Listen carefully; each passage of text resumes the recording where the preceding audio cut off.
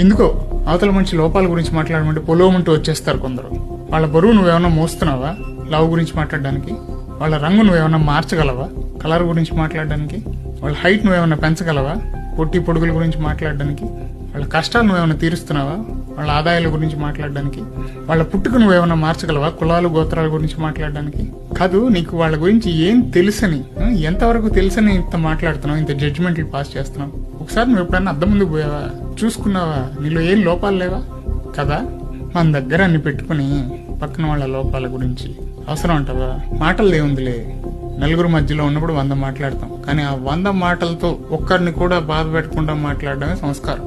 అది ఉంటే నీతో ఎప్పుడు నలుగురు ఉంటారు, అది లేకపోతే నీతో ఎవరు మిగలరు. ఒకవేళ ఎవరన్నా ఉన్నా కూడా అది వాళ్ళకి నీతో అవసరం ఉన్నంత వరకే.